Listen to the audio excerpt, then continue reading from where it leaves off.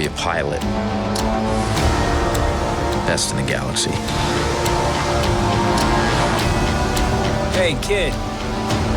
I'm putting together a crew.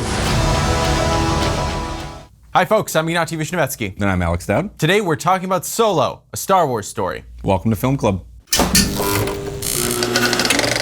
So the deep Star Wars fans, a lot of them had some gripes about The Last Jedi, the last Star Wars film. And I think a lot of it came down to Rian Johnson's sort of willingness to mess with canon and to sort of play with the trajectory of a Star Wars movie and sort of subvert expectations about what a Star Wars movie might do and play around with that mythology a little bit.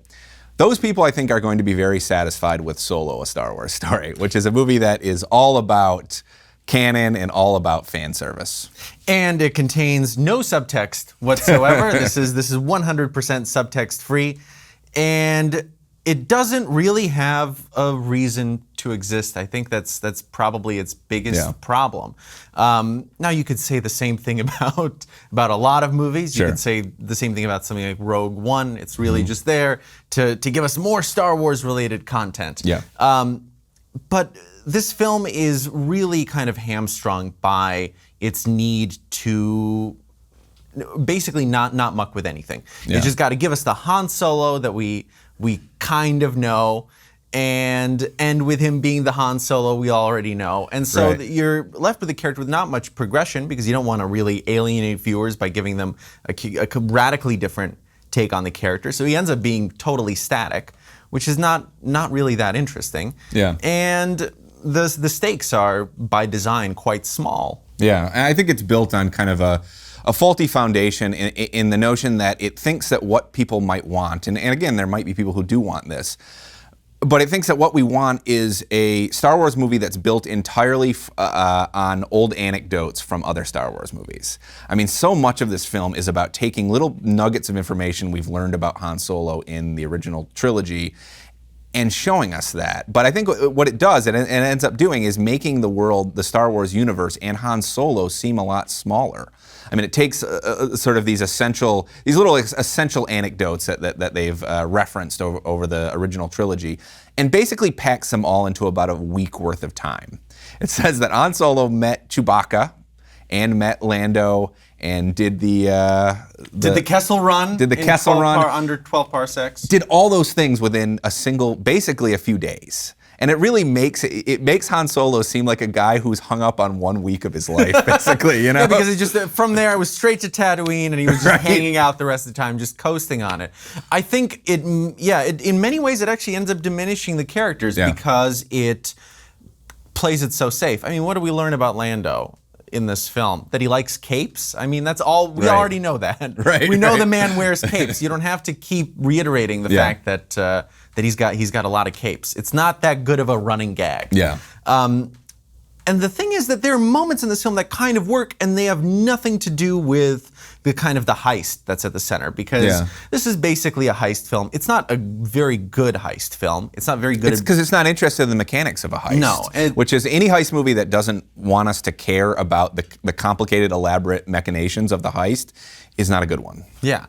But there is, for instance, there's this section where Han Solo basically enlists in the space Wehrmacht and gets sent off to the front line for several years before he goes back to being a rogue. I think the war movie part of this film, where it's basically trench warfare in the Star Wars world, works surprisingly well. That's such a small portion of it it, is. though, It is really, a really small you know? portion of it, but it's muddy. It's got some texture to it, and I'll give this movie that I kind of like Ron Howard, who took over this film from the original directors, Chris Miller, Phil Lord. I kind of like his late period style, which is, it's very competent stuff, but it does have certain eccentricities. There's expressive elements of films like In the Heart of the Sea and Rush, where I think that he's playing with what he can do as a sort of visual painter to some degree. I don't see a lot of that in this, though, to be honest. This has some weird close-ups. It's maybe the single darkest Star Wars movie. It definitely is. It basically looks like the whole movie takes place during an eclipse, more or less. And if it weren't for a few details, I mean, it basically looks like it was shot and tinted black and white. And I think that's intentional. It is. and it's trying to play with these elements. It's trying to make a little bit of a noir film in the Star Wars universe, which doesn't quite work. There's Western elements too, but they're barely there. There's a Sergio Leone kind of sequence that just feels totally tacked on. It's trying to make that Star Wars style pastiche, but it's not really invested in any of the genres that it's trying to tie together. I think with the war movie exception. But what works? What works? Donald Glover is very fun as Lando, I think. I think you're right that it's not like he's finding new dimensions to this character. It's an imitation. I could see him doing this performance on Saturday Night Live. But it's fun. Anyway, it's fun to see him do that. So here, obviously, this isn't Harrison Ford playing Han Solo. Right. You've got Alden Ehrenreich, who played Hobie Doyle in Hail Caesar. That's very funny performance in that. It's a very funny performance. A noticeably shorter Han Solo here, and he's doing a decent Harrison Ford impression. I think it's okay. I spent a lot of the movie, well, for one thing, I spent a lot of the movie watching for signs. This is a little unfair to him as an actor, but with all the pre-release stuff, all the sort of signs of the troubled production that were out there, I sort of watched it for signs of the difficulty he had getting into character.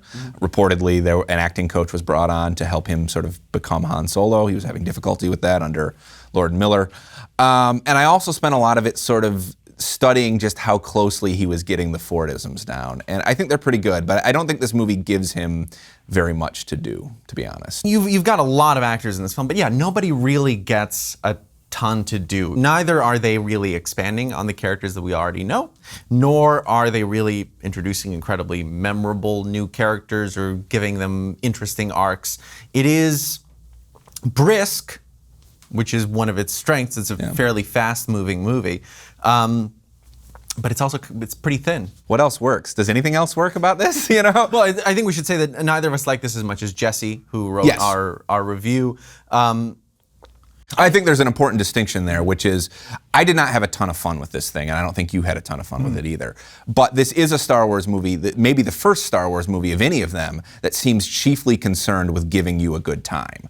Now, whether you can sort of get keyed into its particular mode of entertainment, whether you like hanging out with these characters enough, whether you enjoy the action scenes enough, you might have a good time with it in that respect, because this is not a film that's interested in pushing forward the mythology at all. It's not a film that's interested in the sort of larger stakes of the Star Wars universe. It's just like, you know these characters, we're going to give them to you, they're going to do some theoretically fun stuff. You happen to notice that freighter down there? You know what's on it? About 30 hired guns. All I gotta do is give them the signal, you're surrounded.